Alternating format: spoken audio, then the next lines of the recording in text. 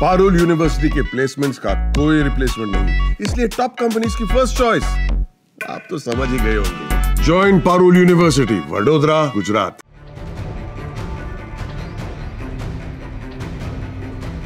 बड़ी खबर डीजीपी की हत्या को लेकर सामने आ रही है। इस मामले में अब एक बड़ा खुलासा हुआ है। डीजीपी ओम प्रकाश, पूर्व डीजीपी ओम प्रकाश की हत्या जो है वो बेंगलुरु में की गई थी। उनके घर पर उनका शव जो है वो पड़ा मिला था। कर्नाटक के पूर्व डीजीपी रहे हैं, चूंकि एक बड़े पद पर रहे हैं, इसलिए इनकी हत्या को लेकर कई सारे सवाल जो हैं वो खड़े हो रहे थे। आपको बता दें कि डीजीपी एक ऐसा पद होता है जो किसी भी राज्य में पुलिस का सबसे ऊपर का पद होता है। पूर्व डीजीपी थे ओम प्रकाश, उनकी हत्या को लेकर अब कई सनसनीखेज खुलासे हुए हैं। खुलासा क्या है ये निकिता हमें बताएंगे। निकिता, क्या अपडेट इस मामले में? पूर्व डीजीपी की हत्या हुई है और बेरहमी से ये हत्या की गई है। उन्हीं की पत्नी ने उन्हीं के घर में उनको बेरहमी से मार दिया है। और सिर्फ इतना ही नहीं, ये नहीं कि सिर्फ कत्ल किया गया है, पहले उनको टॉर्चर किया गया है, उन पर लाल मिर्ची डाली गई है, उनके हाथ पैर बांधे गए हैं और उसके बाद उन पर बार बार लगातार चाकू से वार किया गया है जब तक उन्होंने अपने ही घर में दम नहीं तोड़ दिया है। तो ये हत्या ऐसे दौर में हुई जब लगातार कई सारी ऐसी खबरें निकलकर सामने आ रही, जहां पर जो पत्नी है वो पति की किसी न किसी वजह से हत्या कर दे रही है।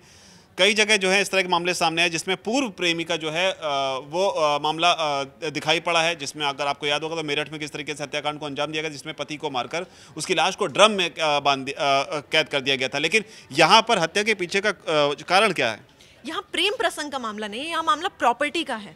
दोनों मियाँ बीवी में कई बार प्रॉपर्टी को लेकर लड़ाई झगड़े लगातार हो रहे थे। इसके लिए पत्नी इनकी ओम प्रकाश की पल्लवी वो कई बार पुलिस स्टेशन भी गई, कई बार उन्होंने कंप्लेन भी दर्ज कराई, लेकिन कभी भी मामला सही तरीके से इन्वेस्टिगेट नहीं किया गया। जिसके बाद दोनों मियाँ बीवी में लड़ाई हुई 20 तारीख को। वो लड़ाई बढ़ती गई, झगड़ा बढ़ता गया, उसके बाद बात हाथापाई पे उतर आई और उसके बाद पल्लवी ने अपने पति की हत्या कर दी। इस समय पर इन दोनों की बेटी भी घर में मौजूद थी। तो पुलिस का ये मानना है कि क्या बेटी भी इस केस में इन्वॉल्व है, क्या बेटी का भी कोई हत्या में हाथ है, क्या बेटी ने बचाने की कोशिश नहीं करी।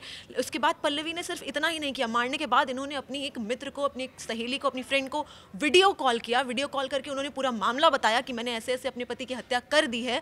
और उसके बाद पुलिस मौके पर पहुंची, जहां पर ओम प्रकाश की बॉडी ब्लड में, पूरे घर में खून फैला हुआ। और जिस समय पर पुलिस पहुंची है घर पर, उस समय पत्नी और इनकी बेटी दोनों एक कमरे में अपने आप को बंद करके बैठे थे। तो इससे ये तो साफ होता है कि बेटी के सामने हुआ है जो हुआ है, बेटी को पता है सब कुछ। पर क्या बेटी इसमें इन्वॉल्व है? हाँ, अगर किस हद तक इन्वॉल्व है या नहीं इन्वॉल्व है, या बेटी ने क्यों बचाने की कोशिश नहीं करी, इन सब की इन्वेस्टिगेशन अभी की जाएगी।